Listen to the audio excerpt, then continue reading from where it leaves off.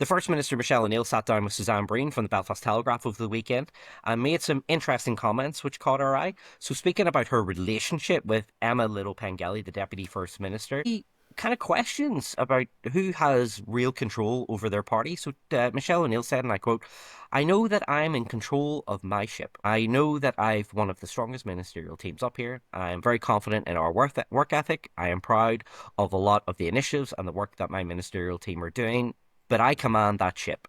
I make the decisions.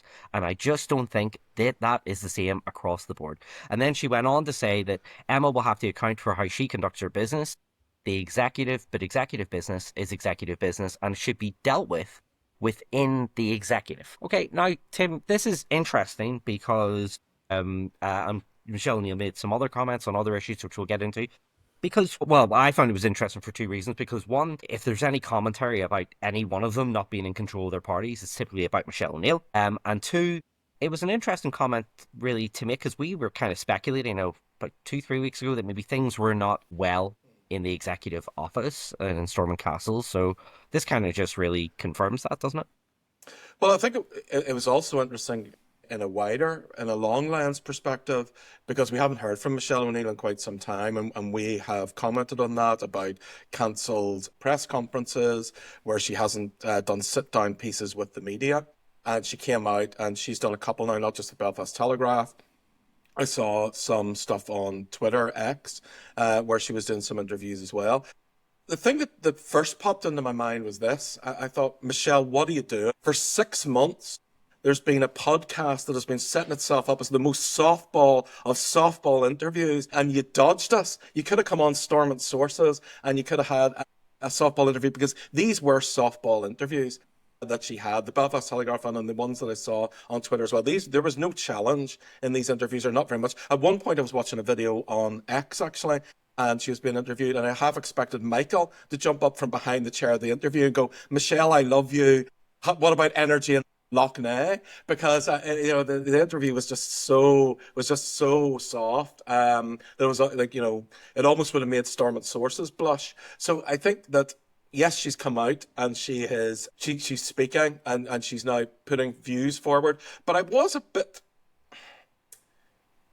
concerned, I suppose, maybe is too strong a word, but it did certainly pique my interest that there wasn't really a lot of pushback in any of the interviews that I read or any of the interviews that I saw. She was just basically allowed to speak. And this is obviously an issue that, should have been pushed back on. I think if this had been a sit-down interview leading up to an election, if she had said that, I think an interviewer would have said to her, "Well, hold on a second. What about the PSNI assessments on the IRA Army Council and their influence over Sinn Féin? Are those assessments now gone?" I think it was for 2020, 2019 that those assessments came out. So in the 5 years since those assessments came out from the police, since those assessments came out from security forces, are they now wrong? Has the IRA Army Council been dismantled? Do they now have no control over Sinn Féin at all? In the intervening 5 years, what's happened? How has control and the assessment of security forces gone from the IRA Army Council that's still existing to you? Because she was very clear, it was her. She had sole power. So I think what we need to find out is what's happened in the last 5 years, or was this just political knockaboutery, where, as you say, something's not right in Stormont Castle, and this was just a reflection of what has gone wrong in Stormont Castle. She was just basically saying, Emma's the one to blame here. Emma's the one who's holding things up. Emma's the one who's causing trouble in Stormont Castle, not me. And I feel that we need to start seeing the media tease that out a little bit more. I think we need to get under the skin of that, because if that's true, if Michelle O'Neill has full control of the party in Northern Ireland, that is a massive departure from the history of Sinn Féin, and a massive departure from what we know is the history of Sinn Féin. And I don't believe that that's true. I don't believe that has changed. And so I think what we're just really seeing is a manifestation of trouble at the top. Yeah. And Michael, what did you make of kind of the comments that were being made? Yeah, well, firstly, I think Tim's been a bit harsh on Stormont Sources and in denial of our penetrating and informative interviews of leading political figures. However, having said that, I thought those were very soft interviews with with Michelle O'Neill, I couldn't quite see the circumstances where I would jump up from behind the sofa and say, Michelle, I love you. But no, I don't believe it. I'm with Tim on that. I don't believe it. I believe that there's a cadre of senior people in Sinn Féin who control the direction of the party. They may not control the day-to-day operations of things, but they control the overall direction of the party. I mean, Michelle's answerable to Mary Lou for starters. But I think there's a merry band in Belfast, not always all that far removed, I might say, from the fill and Pobble in the background. And I think Michelle is answerable to those. So I think it's a bit of a stretch to say I'm in total control of my team. Now, maybe she is largely in good control of the ministerial team in Stormont, but I do not think she's in total control of Sinn Féin or its direction.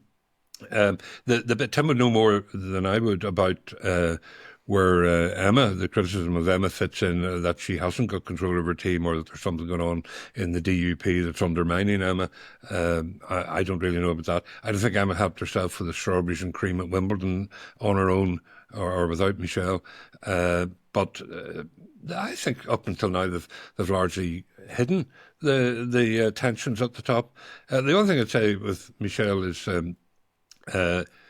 she still hasn't done a hard interview, and I think she should, because going on about personal things or going on about the relationship with Emma or a little bit of credit, it's all a deflection from, as you say, 18 months in. Where is the delivery? Where is it? What have you achieved? What have you done? And what are you going to get done in the next 21 months? Because it looks to me like they're already gearing up to go into election mode, and there won't be any delivery.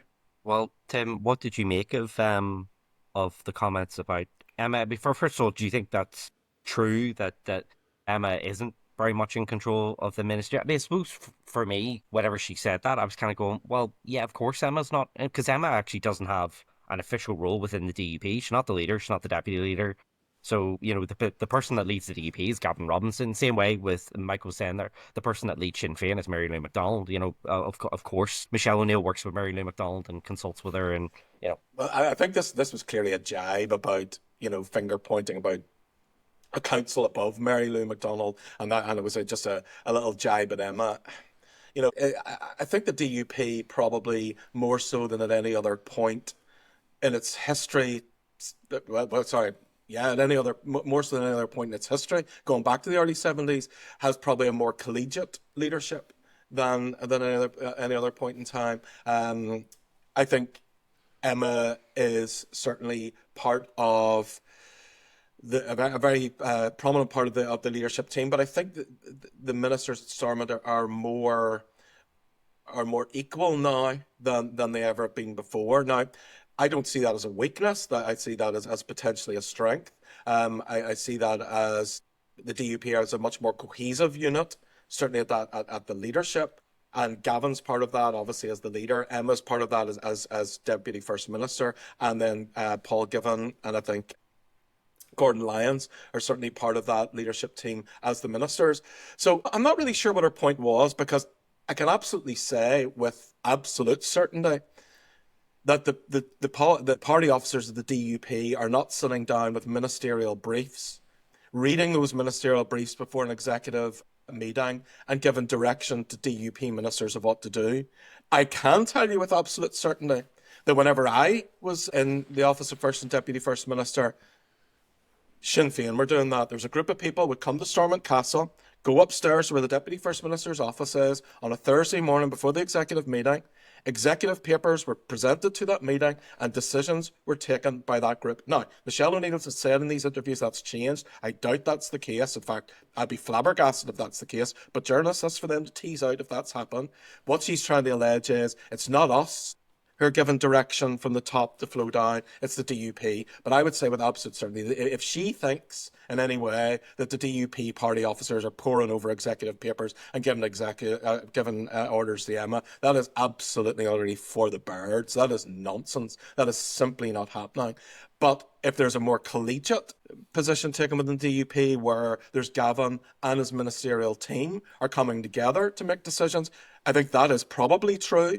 But I don't think that's a bad thing. I don't think that's a negative thing. I think that's a function of where the DUP have Well, evolved you to see, with this leadership team. but then, Michael, get your thoughts on, because see, Northern Ireland is a bit of an odd system of government in that party leaders don't automatically serve in the government. They don't actually become ministers themselves. You know, for example, John Hume never became deputy first minister. He could have. Jerry Adams could have been deputy first minister, but he could be first minister today if he wanted to be, but he's not. You know, it's not often. You know, Mike Nesbitt is currently UUP leader and health minister, but Doug Beattie was the leader that appointed him to that. It's not, party leaders don't often serve in government here, Michael. So But it is a bit yes, different than what happens in Wales or what happens in Scotland, where party leaders do become the first minister and serve in government.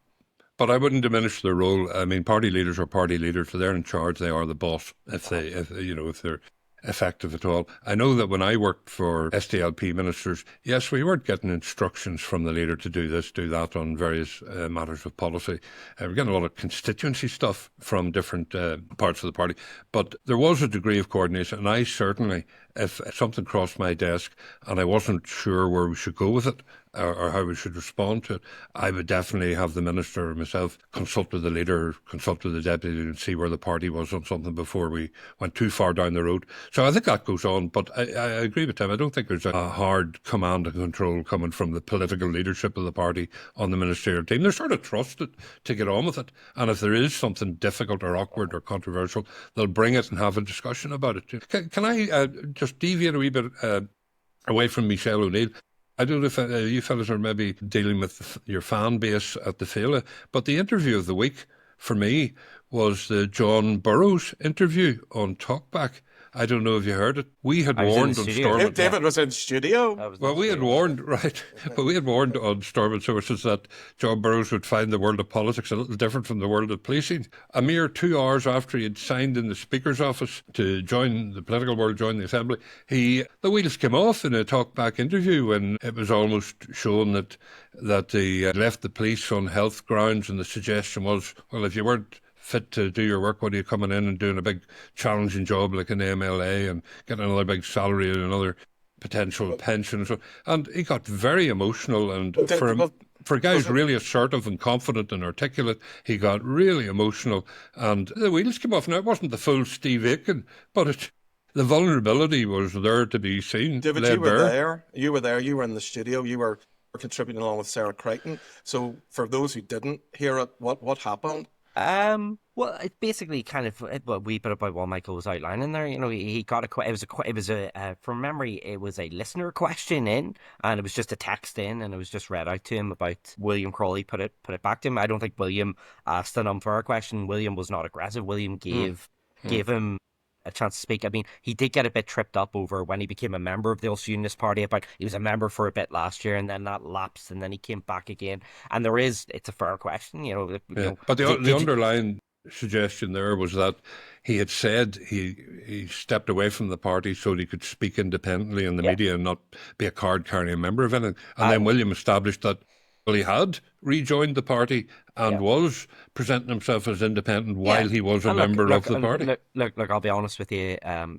Do I really care about when he joined the Ulster Unionist Party? Not really. It's always a question when you get it was questions were asked to Pat Cullen last year about when she became a member of Sinn Féin, for example. Yeah, I actually don't really think it. I mean, you can be supportive of aims and values of a party without being a card carrying member of it. So the big takeaway was that he got very wobbly on the grounds and the reasons why he left the police. Look. And he showed what we had said. He showed that what he had found difficult in the lead up to his departure from the police was the political management of senior policing. It wasn't the villains and robbers and drug dealers. It was dealing with the chief constable and the politics of policing. And he's put himself in a hot political place now. It's a very, as we were kind of saying last week, it's a very different beast being in active politics. And yeah, he did get emotional in the interview. Again, it's radio, but you could hear it. So I'm not breaking anything. He was very clearly emotional, and that came across very much in the studio as well. Look, it's his first day. We'll see what happens to him, but we'll see what happens to him as things go on. He's got 21 months, really. I thought it was smart of him to rule out moving to another constituency. William put it to him about would he potentially move to Strangford, where Mike Nesbitt is talking about stepping down. And I thought that was smart to do it. The leadership, he he Yes, he shut ended it that off, but well. left it open a wee bit as well, Yeah, that's right. and I The think he would be. politician's answer, I Yeah, have no I plans think to I think assume the I leadership. think he would be. I think he would be very poorly advised if he took the leadership this side of an assembly election. I think he needs that interview showed he needs that Mm. experience. But look, I'm always a bit dubious about being too harsh on people on their first day of doing this because, like, and Tim, I think you've referenced this before. Whenever you're doing this, is like a job interview in front of thousands of people, and very few of us have. Think how nervous you get just going and sitting in a panel of four people, and at the end of the day, look, he has stepped up. We don't often get people stepping up from different professions. So, like, I'm always just a wee bit thing about lashing someone because they've maybe just had Oh no, a bad. I'm not. I wish him well. He's still a bright, articulate, intelligent Yeah, commentator on things. So, but I'm just saying, only hours into the political world, sure. he No, found how no, difficult it totally. was. That was all. And I think that should give alarm bells to anyone who thinks that this is the next leader of the UUP. I think that should definitely be ruled out. And if John has any sense, he will rule that out in his own mind and in his own head. And look, to be fair to him, I think he is. I thought it was interesting that he kind of did listen in and did take the advice about, talk about things other than policing. He talked about some of the things that he wants to do. The only thing I would just say that really did come across to me in an interview, and this isn't a case of John because I've seen it with loads of first time people in politics who come in from outside. A lot of the things he talked about is going to find very difficult to actually solve. He's going to find that Stormont is not as responsive to things like economic development, the high street he talked about, and that's going to be an issue. The one thing I did notice, though, he did talk about how well he worked with Sinn Féin when he was in the police, and I think that's important because to get things done in Stormont, you need to be able to work with other people, and if you can't work with other people, you're not going to get very much done. So yeah, look, yeah, I mean, it was definitely an interesting interview. It was on Monday on Talkback on BBC Sounds. If anyone wants to go back and listen to it this week, yeah, so yeah, it was a good example first time of a first time interview. But look, John I think is keen to come on at some point, so we look forward to having him on once he gets his feet under the desk and gets his maiden speech underway later this year. Yeah. Oh, Okay, he'd be very welcome. so gents, we'll close off that there. Thanks for going around the houses on that issue. We'll come on to our next topic right now, which is rating our ministers. Okay. Rating our ministers. So they're 18 months in. They've got about 20, by the time 21 months to the election, but by the time the campaign gets underway, they really only have really about 19 months, really, whenever you think about it, because then they go into caretaker mode. Party takes shape, and their ability to do new policies is severely restricted. So let's go through it. Tim, let's start off with you. Star performer. Who would you rate as the highest minister in the or ministers in the executive? Well, that's okay. So we'll start with our star. I've sort of done this like a school report, and being like a teacher. And I think my star pupil, top of the star charts, gets the prize for this academic year, and it's very apt that I said reference teachers in academic year. It's the only A that I get. Now I rank them sort of A minus, B plus. Okay. So my A grade, 10 out of 10 if we're going on the English GCSE system, which I think you had wanted us to use, David. But I started to eschew your instructions and give letter grades. And Paul Given to me is the only A grade, because I think he set foundations very, very well. He has put in place this curriculum review. He set out a vision. Now, people disagree with it, and that it's out for consultation. There's a task force in place to implement some of this vision, or at least try and set a path to implement this vision. But I think he is the only minister in the executive who has taken time in these first 18 months to set out a plan, to set out a vision, to document that vision, to document that plan, to put that in place, and to put that out there and to try and get that vision implemented. So I think he gets an A grade for actually having a coherent set of policies, a coherent plan of where he wants to go to, how he wants to get from A to B, of changing towards this knowledge-based curriculum. Now, that is controversial, so I'm not grading him on whether this plan is good or is bad. I'm grading him on the fact that he has a very coherent plan, very coherent policies in place, and now he's trying to implement. Now, for the next, if this was an academic report, you'd say your lower sixth year has been very good and you've set a really good foundation. Now we'll see how you perform in your upper sixth year when the exams really matter. And that's so he set the foundation well. A grade for that. Let's see how he implements it up until the Assembly election 2027, because I do fear it's going to be a little harder to implement this coherent plan than it was to come up with it. Yeah, well, and that's the thing about Paul's stuff that I would whenever I was reading loads of it and hearing him talk, I thought, yeah, it's all nice on paper, and it is nice, at least, and you're right, Tim, you can take it or leave it, but actually getting that put into place as well. And Paul, whenever he is under pressure, we saw that with Liz Neal earlier this year, he's like a bull in a china shop. Like, if go back and watch that Assembly debate in February of this year, he literally took on all comers, but the problem was, it came across to me like deflection, but he can't really do that to the same extent if this plan doesn't work. But then look at Paul when he's on Nolan and talking about this plan and policy. Calm, focused, over his brief, brilliant. Sure. I got a very tough interview from William Crawley, who really pushed and put the other side of this, of the people who disagree with him, and he handled it really, really well.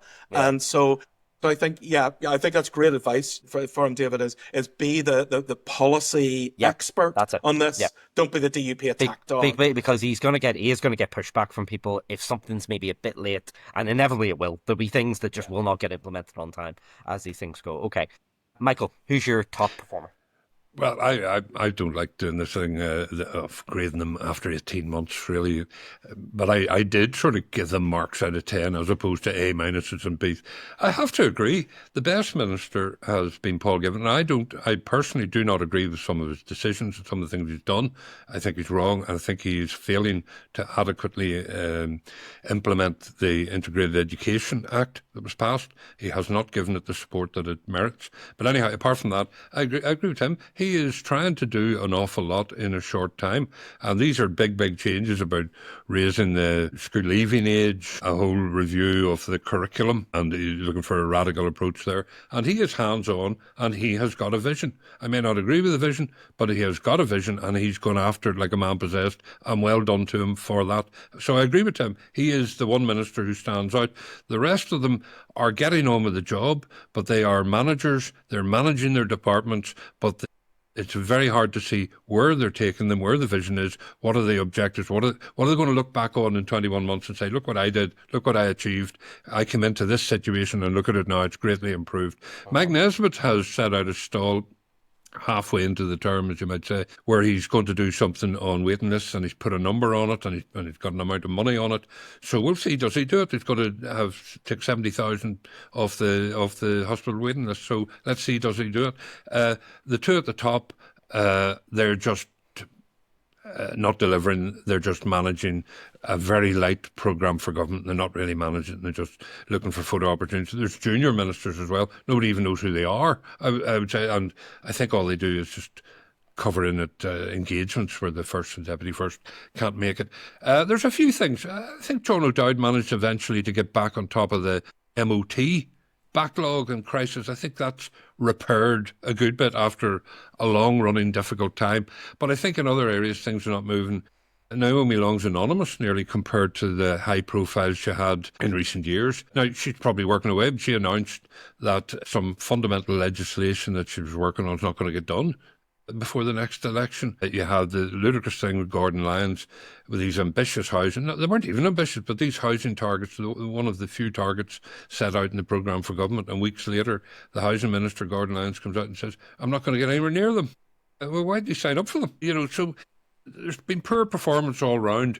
And then I'm going to just expand it slightly and say, there are other performers. I mentioned the junior ministers. I think the Speaker has done a good job. I think he could have sat and taken it easy, but he has reminded members that there are standards to be set, quality of debate, quality of interventions, even down to how they present themselves and how their attire. And I have to give a mention to the leader of the opposition, who's like a quasi-minister. I think he's performed brilliantly. I think he's the most articulate and possibly the most intelligent member of the Assembly. Tim has said in the past, and that, yes, he might be doing all that, but there's no cut through with the public. We had Matthew on the pod and he denied that. He thinks he's getting cut through. Time will tell. But I think his own personal performance has been very strong. Yeah. Well, he's hardly going to turn around and say, "I'm not getting cut through," though, Michael. Like, that would have been a great. That would have been a great. He was quite pointed about it. That would have shed our image as easy interviewers. No, never. Just kind of blasted through everyone there as well. So we don't put a number on anything. So I've given everybody a pass and a fail, and well, there's only one fail. Who do you think needs to pull up their socks and improve? Well, my only failing grade, the only D+ I gave was to Liz Kimmins. I think Liz Kimmins is just. Can I just put a start? She has only been there since January, to be fair to her. She has, and she inherited a terrible situation. And Michael's referenced John O'Dowd. I think he left her with a terrible situation around roadworks, and that goes back to Nicola Mallon's time. Nicola Mallon made a mess of the roads, quite frankly, and people have tried to play catch up on that.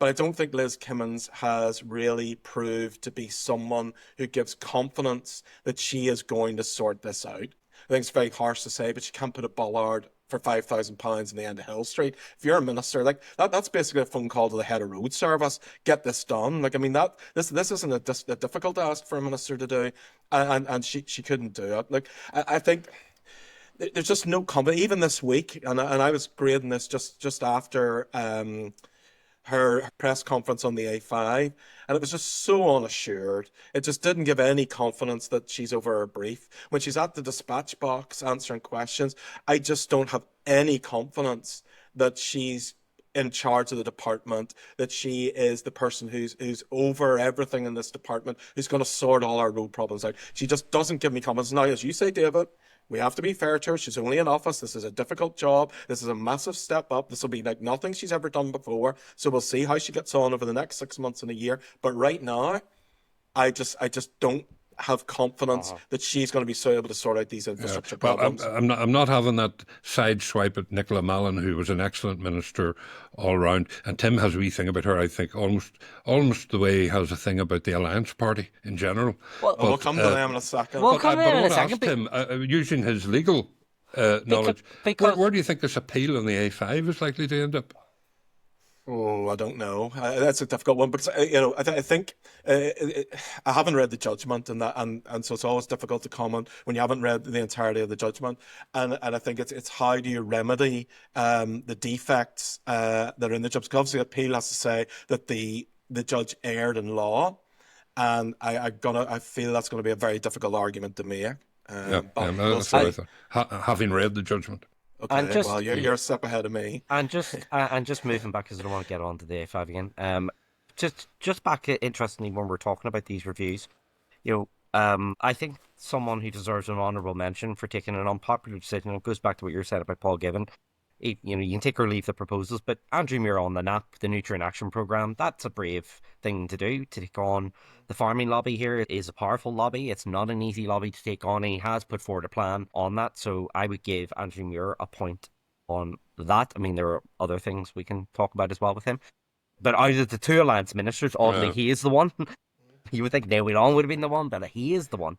Yeah, he's put it out there, but will he really take them on when it comes to the crunch, or will he just allow himself to be quietly he didn't pull overruled? the consultation as they wanted him to do. He is pursued with that. So look, I'm hoping that's. All we can do at this point in time, if we're given a school report on people, is say this is what they've done. We can't suppose what they're going to do in the future. So based on that and what they've done so far, I've given Andrew Muir a B. Exactly for what you say. You may disagree with what he's done. You may disagree with his consultation.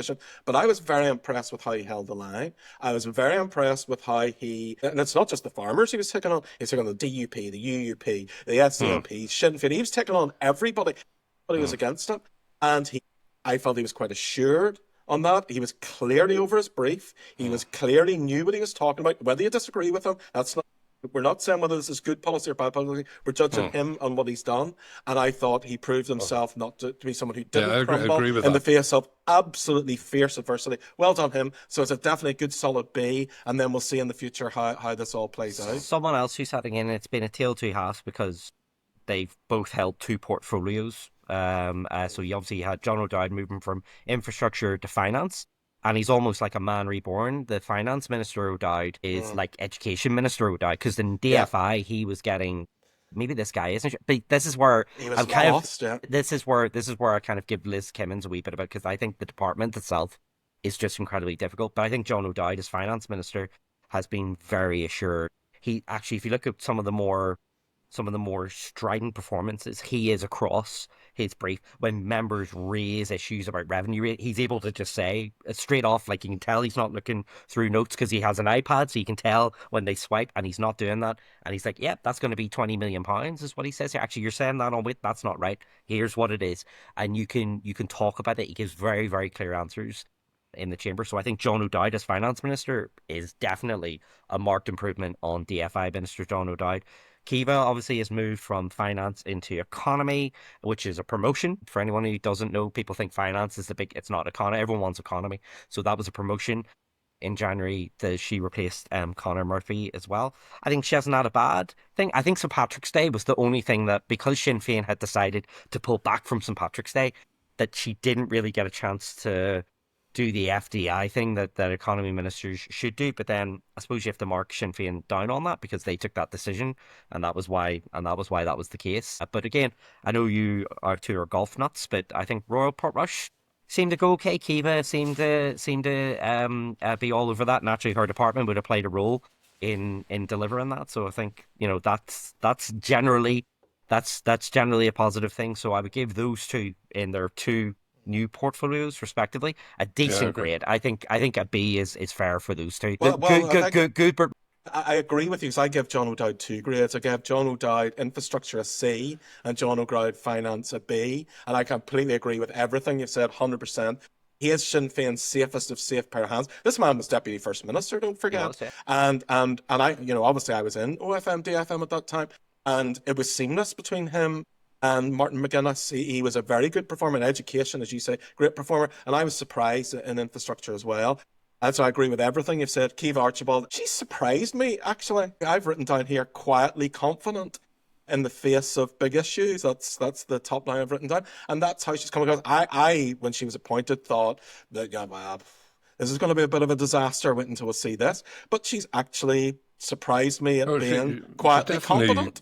She's definitely applied herself to the overall brief, and it's a very wide-ranging brief. I mean, whenever we were, Tim, you referenced it at the end of the interview we did with her, it was very hard prepping for that, for the very simple reason of economy carries so many different. It's hard to know, what do you focus on. Is it higher education? Is it? So we just bounced around about 5 different issues. I'd be inclined to jump up from behind the sofa and say, "Kiva, what about energy? We've got but she does. But the department is so vast, and trying to how you prepare for a question time in the assembly on it, I don't know, because you've got all these issues you could be asked about. So it is quite. Well, I think the advice I've written down here, advice. So if you're giving sort of advice to someone, how do you change a B to an A? I think she's got to make a policy change. We've got to see something. It's okay being quietly competent and managing the department, but if you're going to want an A grade, you've got to do something more. We've got to see policy coherence, and we've got to see something made better, something that's bad and failing, and you make it good. Yeah, like if you take energy, there is a strategy in place. It's a complex area, but there is a whole decarbonisation agenda that needs to be rolled out, but it needs political force behind it to drive it forward. Everybody's looking at each other at the moment, all the private sector and the semi-state sector and so on. It needs leadership and needs somebody to give it a real push, and that's an opportunity for Kiva. Yeah, exactly. It is. And look, the lads on Holyrood Sources often talk about energy and how the SNP government and the British government, even with GB Energy being based in Scotland, they're still not really at the races on the potential of that. And again, we definitely have challenges on that as well. The other, last but not least, he's back in the headlines this week, Gordon Lyons, Communities Minister. I mean, we've been critical of him on this podcast, and I know some of us have been critical of him on other platforms. I mean, well, he had calamity after calamity. Yeah, he just seems to. But he did some good stuff. I thought the way he came back from the American trip with Peace in Our Time, he had a commitment from the US government to get Northern Ireland centrally involved in the celebrations of the anniversary of the Declaration of Independence. And that might sound like a sort of boring old dusty thing, but when the time comes round, that will be a very significant celebration, and we'll be at the heart of it, and it will be thanks to Gordon Lyons. I found Gordon very difficult to grade because, for what he says. I gave him a C because, you know, he's done some great things. The Sign Language Act and learning the whole start of his speech in sign language and delivering that in the Assembly. I mean, incredible. He's at the dispatch box. He's very good. He's very confident. He's very competent, as you say, America. But there is a gaffe in Gordon. And when you get to be known as gaffe-prone, the media just take everything you do and present it as a gaffe. Now, he's not there yet. He's nowhere near there yet. But you look at George W. Bush. Once the media decided he was gaffe-prone, it didn't no matter what he did or what he said. They just say it was a gaffe. You know, Barack Obama, you know, you can go back and you see the amount of gaffes Barack Obama made. You know, he said America had 57 states. But the media never concentrated on that because Barack Obama was someone who didn't make gaffes, who was competent. He was thinking of Hines. Maybe, and so once you get that reputation, you can never shed it. So Gordon is not there yet. He is nowhere near there yet. He's got another year and a half, a couple of years to try and cement his legacy here in what he can and he can't do. So he needs to leave those sorts of comments behind, those sorts of things that he's done in terms of his Facebook posts, which was just clumsily phrased. It wasn't really a massive gaffe, but he needs to, you know, try and be someone who gets an issue, runs with it, and shows his competence. So yeah, I mean, it look a lot to improve upon. Just, I mean, the whole the whole drag queen thing this week. It's just, why even bothering getting involved? Well, I think even more, just, you know, so the whole lovely girls comment, you know, at a women's event. I mean, that is just so disappointing. But the other two we haven't, well, I haven't touched on. Well, three I haven't touched on. I'll do them really quickly. Is Emma, Michelle, and Naomi. And I'll go Naomi, then Emma, then Michelle. Naomi, I agree with Michael, has been anonymous. I gave her a C. I mean, she has a big justice piece of legislation that's coming up now, and she's got some interesting stuff coming forward on that, and deep fakes and notification apps. The consultation is underwhelming on that. So let's see how that develops as it goes through committee and through the Assembly. But she needs to be more visible. Picking fights with the Chief Constable or Finance, although it was her permanent secretary, but she would have signed off on that. Stupid. And we don't see Naomi anymore. We don't hear from Naomi anymore. And as you were tweeting last night, it's interesting, the leadership questions are starting to arise. We have people ruling themselves out of leadership contests. That's an odd thing whenever there is no leadership vacancy. All is not well in the leadership of the Alliance Party, and Naomi's causing that problem because she is absolutely anonymous. She's not on the media anymore. We don't see her anymore. She needs to get out in the autumn and reassert her authority as Alliance leader. Well, I would agree with that about Naomi. I should say on the Gordon Lyons thing and the American Declaration of Independence, we'll soon be informed that the mentor to the founding fathers was, of course, a chap called James Logan, who gives the name to Logan Circle in Philadelphia, and he was one of the main writers and has to this day a much visited library in Philadelphia. He does, of course. You probably know where he comes from. He comes from Lurgan, and we'll hear a lot about him, I suspect. Just quickly on the First and Deputy First Minister, because we haven't really done them yet. Emma Little-Pengelly minus. And I think it's important to, because we haven't talked about Emma's story, and Emma's story over the last couple of years has been a fascinating story. We've touched on co-options earlier on today with John Burroughs. Co-options are not liked. Co-options are something that the public don't like to see. I can't think of a co-option that went down worse with the public than Emma's co-option. So to go, it was a week after the election, Tim. I'm agreeing with you. I'm not saying that there's any way that people shouldn't see it as a bad co-option.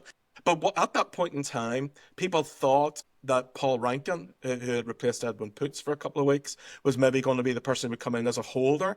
But the DUP made a different decision. They put Emma in, and it's not Emma's fault. This was not of her choosing. She didn't create this mess. Jeffrey Donaldson did. So to go from that position of initial unpopularity to become, in March, Northern Ireland's most popular politician is frankly incredible, and we should not underplay that. Her diplomacy, how she handled the public, how she handled the office, how she held herself in interviews, the quiet confidence that she had, it really permeated through. And I think, you know, we should not underestimate what she did and how she achieved that. And I think, for her, I've given her an A minus. And then Michelle O'Neill, I've given her a B again. She's got to do more. She's got to be seen more. I think she needs to do a proper sit-down interview where she's challenged, and let's see how she comes out of that into the autumn. But Emma and Michelle both need to start delivering. It's all very well having the PR and the positive vibes, but we need to see the action. But yet, Sinn Féin are ahead in the polls. Tim, I just do not think whether Michelle O'Neill does interviews register. We talk about cut through with the public. It's stuff that we care about. It is not something that the public care about. If an election was held today, Sinn Féin would easily be returned as the largest party. They wouldn't lose any seats. So I'm not saying anything different to you on that. I'm just, what we're talking about right now is why do we grade the ministers? And if Michelle O'Neill just thinks mediocrity, just solid Bs, solid C pluses, and that's fine, and we'll just take the electoral gain, that's okay. But I think for politicians, you also need to think about legacy. It's not just about people think about you today. Well, they don't think about you in 10, 20, 30, 40 years' time. Now, that maybe doesn't matter to you. Maybe only today and tomorrow matters to you. But if you want to leave a legacy, you've got to do more than just manage. And I think Emma has done far more to give me confidence that she might leave a legacy than Michelle O'Neill. Well, as kids start to get their grades over the summer, hopefully they'll take some heart from the results that we've given some of our ministers. Jen, just a reminder, if you want to get in touch and comment about anything you've heard in the podcast, you can send us a WhatsApp 0333 404 6507. Remember to use the word Stormont so that we know it's for this podcast. You can also send us an email, hello@stormontsources.com. And just a reminder, we have two sister podcasts. We have Hollywood Sources, which takes you inside Scottish politics. Give them a listen for everything that's happening over in Scotland. We also have Whitehall Sources, which takes you inside everything going on at Westminster. So make sure you give those two a listen as well. That's all we have time for this edition of Stormont Sources. Thank you very much for listening. Please keep in touch with your questions, ideas and comments. That's all from Tim, Michael and myself. We'll see you next week.